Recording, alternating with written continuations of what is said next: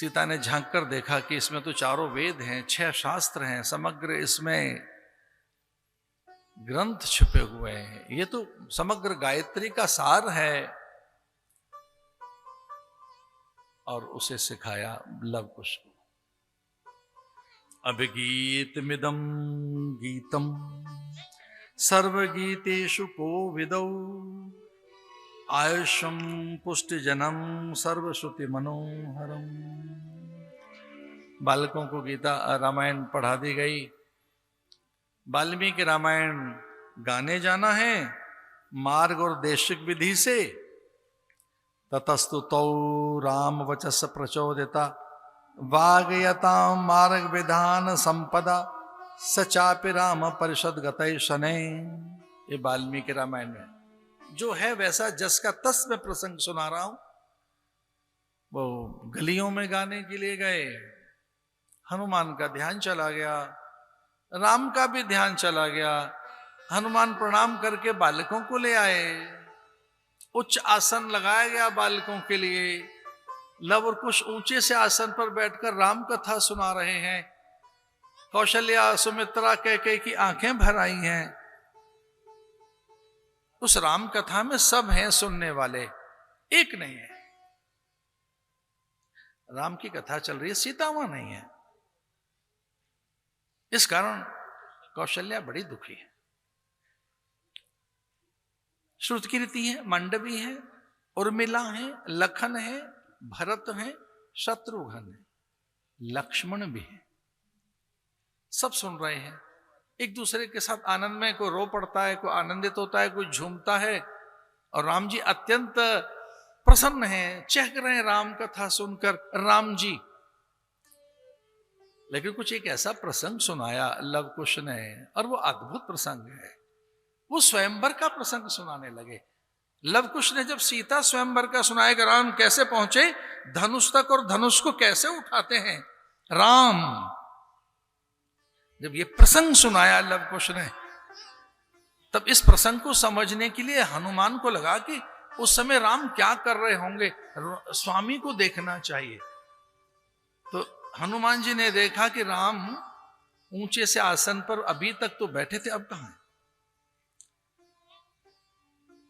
तो धनुष का प्रसंग जब लव कुश ने सुनाया,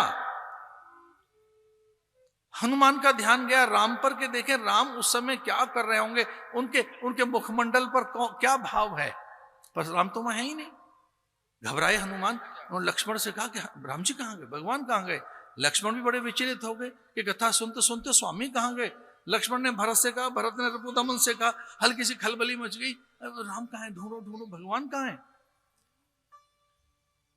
लक्ष्मण बड़े विचलित होकर हनुमान से कहने लगे, तू ढूंढ कहां है, आपको पता है भगवान कहां होते हैं। हनुमान जी की दृष्टि गई, चुपचाप जनसभा की भीड़ में, अयोध्या वासियों के बीच में भीड़ में कहीं चुपके से राम कथा सुन रहे हैं। हनुमान जी वहां पहुंचे। ये आता है भागवत में, ततस्तौ तौ राम वच प्रचोदिता, अत्यंत प्रसन्न होकर राम। और जब हनुमान ने कहा यहां क्या कर रहे हैं प्रभु,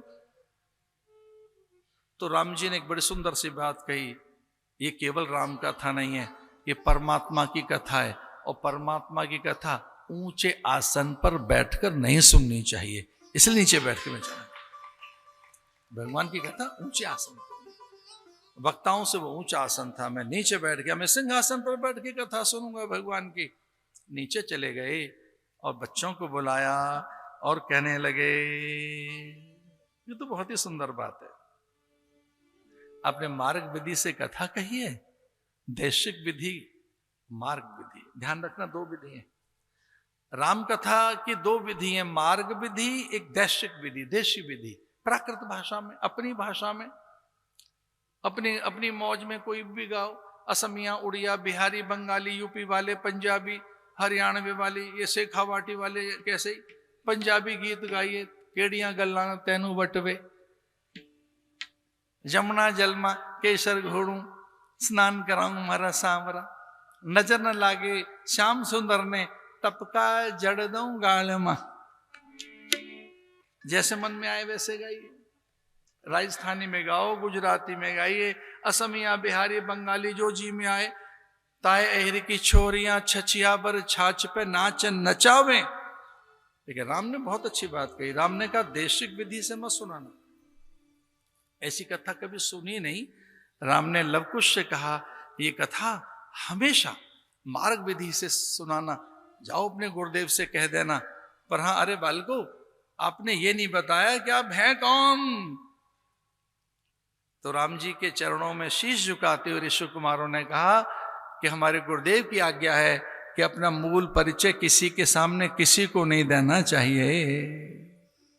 अधिकारी भेद से परिचय दिया जाता है। राम ने गले से लगा लिया उन बच्चों को और लीजिए कथा आरंभ हो गई। तो वाल्मीकि रामायण में सबसे पहले कथा लवकुश ने सुनाई है। और हम पुराणों में चलें तो ये कथा महादेव और पार्वती ने भी सुनी है अगस्त ऋषि से। ये उनके मन में बात आई कि ये कथा कैसे सुनी जाए। ये जो मूल चरित्र है, जो वेदों का चरित्र है, क्योंकि वाल्मीकि रामायण केवल राम कथा नहीं है, ये वेद कथा है, वेद चरित्र है। इसमें वैदिक रहस्य का उद्घाटन होता है, इसमें उपनिषदों का उद्घाटन होता है। ये सामान्य केवल राम कथा ही नहीं है। तो एक बार महादेव के मन में भी आया, जब उनकी अर्धांगिनी ने कहा कि हमें भगवान की कथा सुननी है, कहाँ सुनने चलें। तब उन्होंने कहा कथा तो महात्माओं से सुनना चाहिए, ऋषियों से सुननी चाहिए। क्योंकि भगवान शिव से भी ये आज्ञा मिली गरुड़ को कि तेरा मन मैं शांत तो कर सकता हूं, लेकिन जा काकभुसुंड से कथा सुन। वैसे ही एक बार कुंभज ऋषि के पास भगवान का जाना हुआ, क्योंकि पार्वती का बड़ा मन था कि ये कथा आप स्वयं सुनाएं। भगवान ने कहा मैंने तो अनेक बार सुनाई, तो सुन नहीं पाई, चल उनसे सुनते हैं जिन्हें सुनाने का ढंग आता है। और वो कौन है? अगस्त ऋषि।